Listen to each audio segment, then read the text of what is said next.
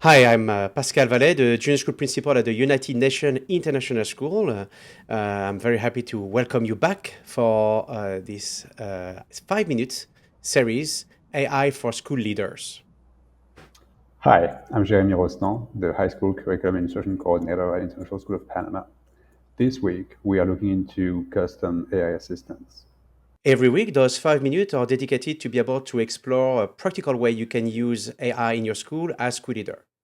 But we want also to take a minute to reflect on a more philosophical aspect on the impact of AI on education, on humanity. You will be able to read in the newsletter, the 5 minutes dive in, a bit more information about this dialogue we want to have about AI. And today, we want to explore AI as a tool and the impact that a tool can have on us. We become what we behold.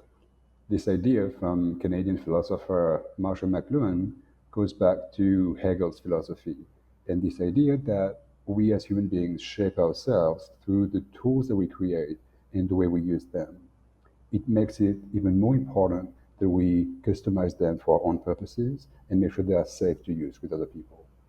McLuhan argued that the medium, the print newspaper, the television, the radio, later internet, today artificial intelligence, have their own set of characteristics that influence the way we interact with the medium, but influence also the way we perceive the world. That's why, for example, as educator, it's critical to have a reflection on the assessment we are using, a medium, in order to be able to approach as much as possible the reality of our students. When we talk about artificial intelligence, we need to recognize that this medium is going to influence the way we perceive our students, our curriculum, and more broadly, the world. We encourage you, if you're interested in this idea, to dive in with us in this week newsletter. So this week, we are looking into AI assistants. An assistant is a little bit like a chatbot with three main differences. First, an assistant has access to tools. It can do many things that a chatbot may not be able to. Second, all while having all those different skills, an assistant can also be more of an expert. You can design it to be focused and designed for a specific task.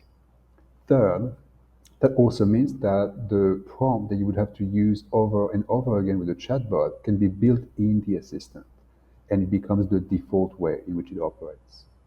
This week, we will first be looking at how we can design very easily assistants on OpenAI. Then we will look at an open source option, as we do every week.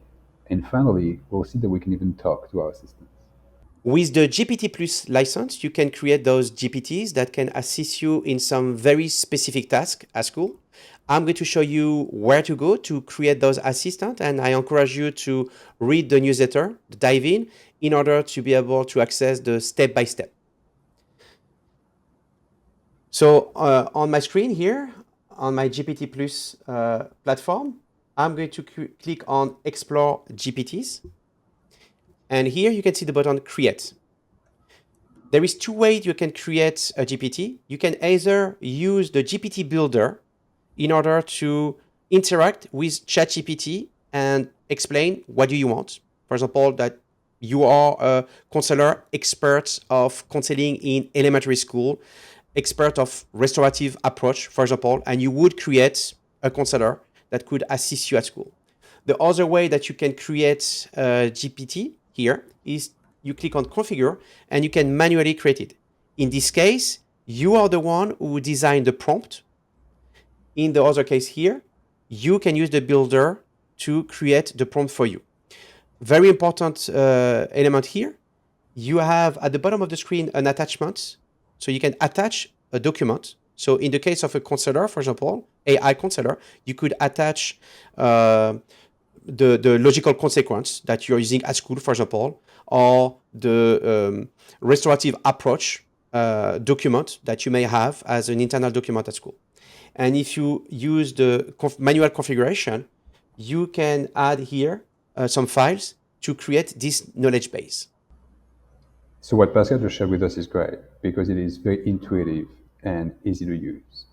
It does require a ChatGPT Plus subscription, though. And the chat that you have with this GPT is going to be used to train the model unless you decide to not save your history. There are two ways to avoid both these issues of cost and data privacy, sort of two layers. One would be to not go on ChatGPT, but directly on OpenAI and there to create an assistant. We'll explain how to do so in the newsletter. The second option would be to use an open source model. Open source models are free to use and are easily accessible, although they might require a level of knowledge to be used. Thankfully, the one that we have to share with you today is one of the easiest to use. It is called Anything LLM. All you have to do is go on this website, use anything.com, download Anything LLM, and from there, you'll be able to decide to chat with a paid model or with a free model. You will essentially be able to design your own assistant on your own computer. And therefore, your interactions with this assistant, the data that you share, will stay on your computer. Again, we will explain how to do that in the newsletter. With the GPT Plus license, you can have conversation with the GPT that you have created to assist you in specific tasks. For example, here I have the AI counselor that we have created, and I'm going to have a conversation with the bot. I'm going to click on Start Chat, and I'm going to click on the icon with the headset.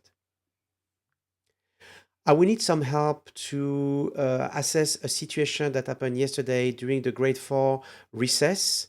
Could you help me? Of course, I can help with that. Could you please share more details about the incident that occurred during the grade 4 recess? So I will need to be able to identify the tier of intervention and to have an example of logical consequence. So the incident is a physical incident between student 1 and student 2. Unfortunately, this is the third time that student 1 hurt physically, purposefully student 2. So we are a bit concerned with that.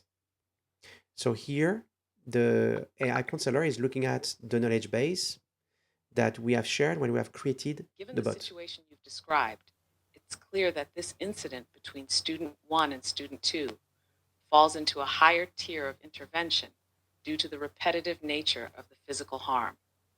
Since this is the third instance of physical harm being purposefully inflicted by student 1 onto student 2, So here I can stop here. I could continue this conversation. I could have the conversation about what are the bullet points that I should have prepared in order to be able to address parents 1 and parents 2. Um, and I could ask also the bot before finishing the conversation. I could ask to summarize all those elements here. So, for example, if I use it when I'm commuting and when I arrive in my office, I can have the summary of all the conversation that I would have here with the chatbot. So it's a way to be able to have a conversation with a bot that you have created here.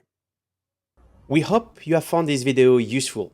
We encourage you to dive in the newsletter to access more information about what we have shared with you today.